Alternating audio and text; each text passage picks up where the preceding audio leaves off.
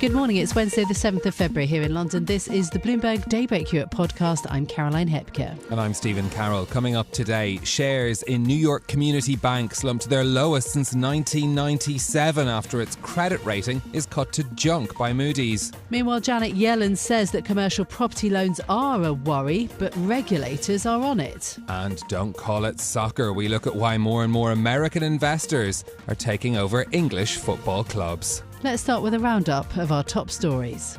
New York Community Bancorp stock has dropped to its lowest level in more than 2.5 decades after its credit rating was cut to junk by Moody's.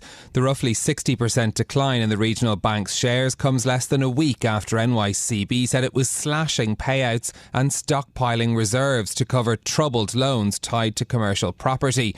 Our finance reporter Diana Lee explains how the lender found itself in this position. What is special about New York Community Bank is that it is actually one of the winners of last year's regional banking crisis when it acquired loans from Signature Bank that pushed up its asset over $100 billion, which also made it subject to more regulatory scrutiny in terms of its liquidity and in terms of its commercial real estate concentration. And the company also reported 2 charge-offs in its commercial real estate loans. One is office, another one is a co-op loan, both are in New York. It also has some exposure to the rent-stabilized loans in New York, which is subject to a lot of regulations that kind of adds to the concerns we're seeing here. Diana Lee reporting there from New York. US regional lenders have seen their values come under pressure following NYCB's results. The KBW Regional Banking Index is down around 12% this year. The turmoil in US commercial real estate has also bled into Europe and Asia. Tokyo-based Aozora plunged by more than 20%, and Frankfurt's Deutsche Bank more than quadrupled its US real estate loss provisions. US Treasury Secretary Janet Yellen says that she is concerned about commercial real estate but thinks that the risk is manageable. She spoke to the US House Financial Services Committee on Tuesday. I do have a concern about commercial real estate. I believe it's manageable, although there may be some institutions that are quite stressed by this problem. Yellen says that a combination of factors are to blame, including interest rates, higher vacancy rates thanks to shifting work patterns, and a wave of commercial real estate loans coming due this year. The US Treasury Secretary was specifically asked about NYCB but declined to comment on a single institution. Investor confidence in China is rising amidst further signs of policy support from Beijing. The hope is for stronger government action to end a $7 trillion rout in the Chinese stock market, which has been posing a growing threat to financial and social stability in the country. Bloomberg's Yvonne Mann has more from Hong Kong. The anticipation follows a Bloomberg report that regulators are planning to brief President Xi Jinping on the issue. It's seen as underscoring the urgency of staving off a further rout in Chinese assets. Even so, it's not clear if the president will see fit to provide additional support. But policymakers are hoping to stabilize markets before the Lunar New Year holiday to build confidence. It's also unclear if investors will buy into the story, given the many previous false dawns. But the Nasdaq Golden Dragon Index did gain nearly 6% in New York.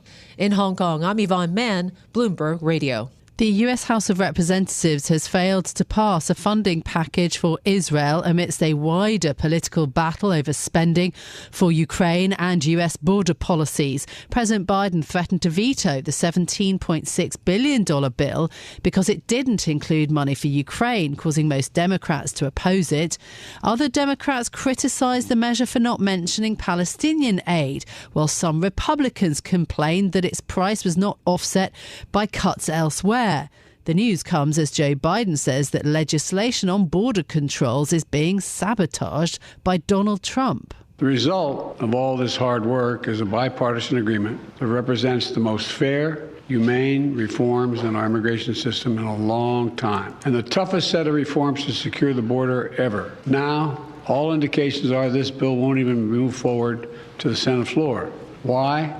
A simple reason: Donald Trump. Because Donald Trump thinks it's bad for him politically.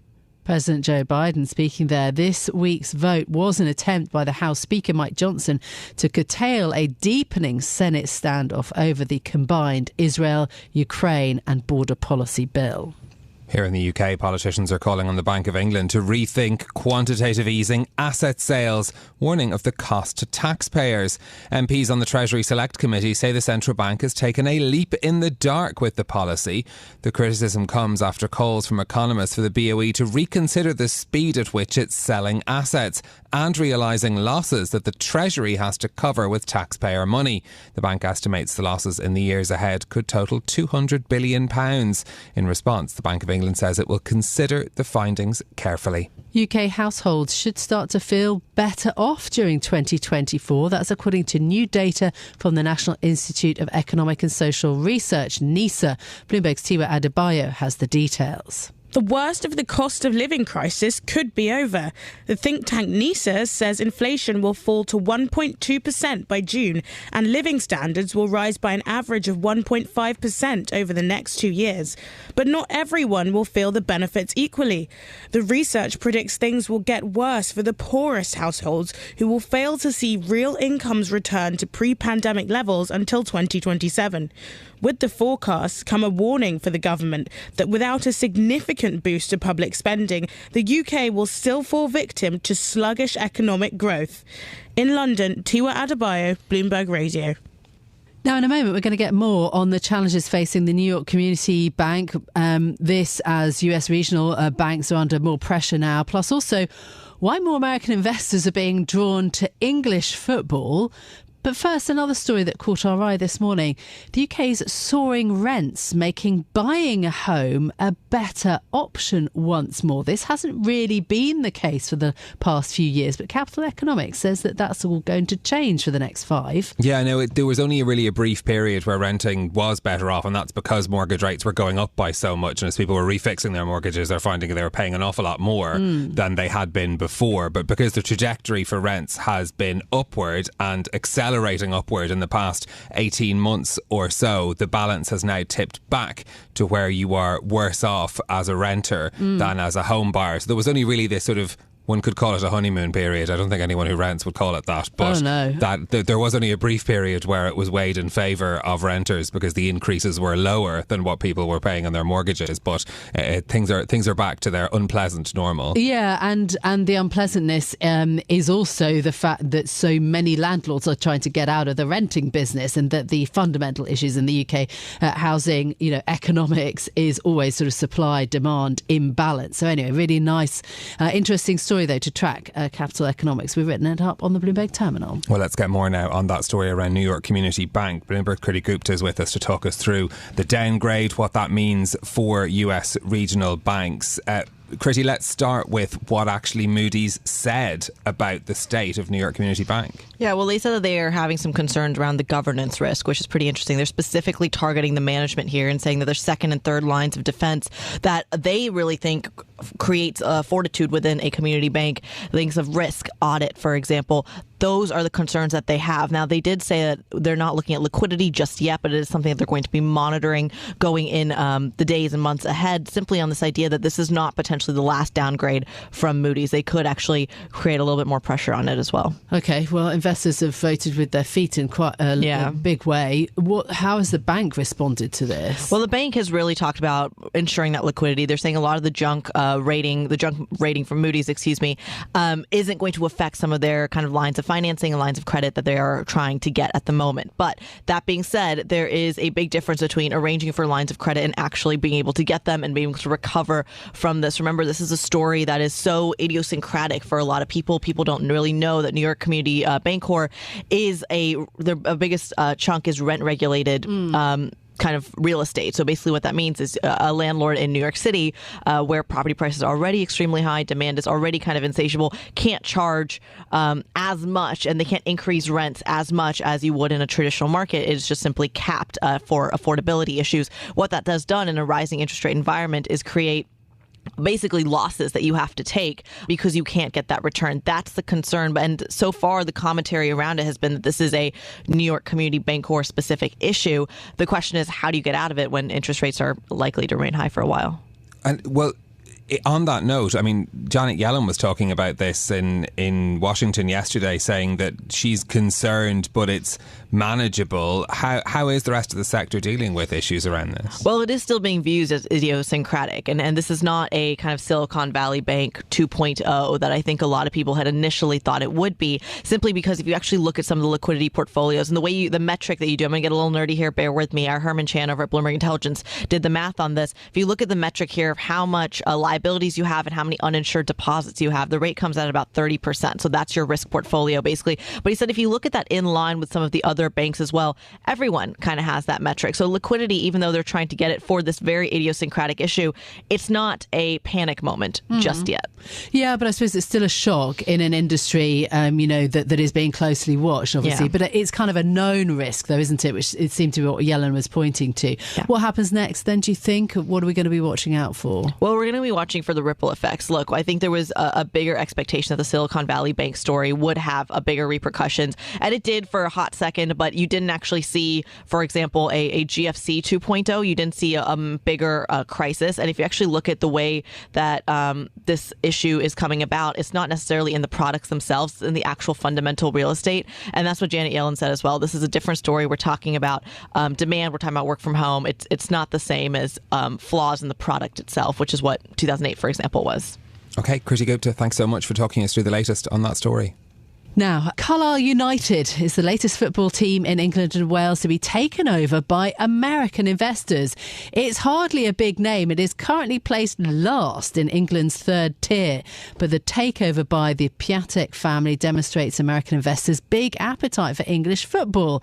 I mean, this after, of course, the landmark £2.5 billion deal for Chelsea just a couple of years ago. Birmingham City, Wrexham, Crawley and Ipswich have also recently been bought out by Americans. Now, Bloomberg's David Hellier has been looking into this and joins us now. David, I know that you are a huge football fan and you are immensely knowledgeable about football finance. What is it that is so attractive about English clubs for Americans? I think, principally, they see England as the kind of centre of European football with big television deals, especially for the richer clubs. And Americans, since the Manchester United takeover in 2005, have been looking across the pond.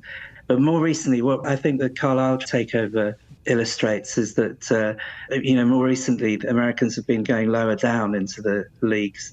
Wrexham, obviously, is another one where the Hollywood actors took over a club that was languishing, not even in the league itself, but below the league, and has transformed it in a short space of time. So I think that there's sort of financial gains, but the other thing is that it's very difficult to buy American clubs.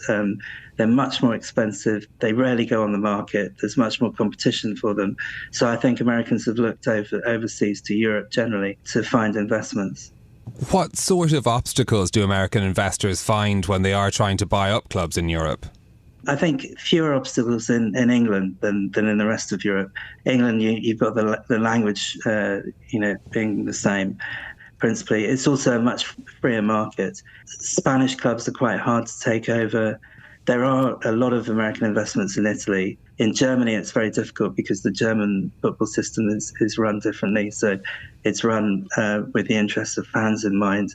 There's a rule that prevents foreign ownership from having more than 50% of voting control. They've bought clubs in France. So there are fewer obstacles in England than in the rest of Europe in actually buying the clubs in the first place. I mean, when you do buy them, there's kind of a lot of risks involved. So then how successful have American investors been in English football? And I suppose also, how do you assess that success? In financial terms, the Glazer family that bought Manchester United and kind of started this whole American invasion off, financially they've been pretty successful. They bought Manchester United with loans mainly. They didn't put much equity into the club, and they bought it for $700 million in 2005. And they recently sold 25% of it to Jim Ratcliffe for $1.25 billion. Plus, they've taken out dividends and, have basically seen the value of their investment rise quite considerably. The same has applied to Fenway Sports Group, who bought Liverpool for even less, for $300 million. And Liverpool has been very successful thanks in large part to their manager, Jurgen Klopp, who's now leaving. Forbes values Liverpool around $5 billion now. Certainly a $4 billion type valuation is realistic, we feel. So those two have been very successful, but there's been a whole string of disastrous investments. Some people might remember Ellis Short, who owns Sunderland. He's reported to have lost $200 million. It got relegated a couple of times. Randy Lerner at Aston Villa. The Chelsea owners must be rethinking how successful their bid has been already. This is Bloomberg Daybreak Europe, your morning brief on the stories making news from London to Wall Street and beyond. Look for us on your podcast feed every morning on Apple, Spotify and anywhere else you get your podcasts. You can also listen live each morning on London DAB Radio, the Bloomberg Business app and Bloomberg.com. Our flagship New York station is also available on your Amazon Alexa devices. Just say, Alexa, play Bloomberg 1130. I'm Caroline Hepker. And I'm Stephen Carroll. Join us again tomorrow morning for all the news you need to start your day, right here on Bloomberg Daybreak Europe.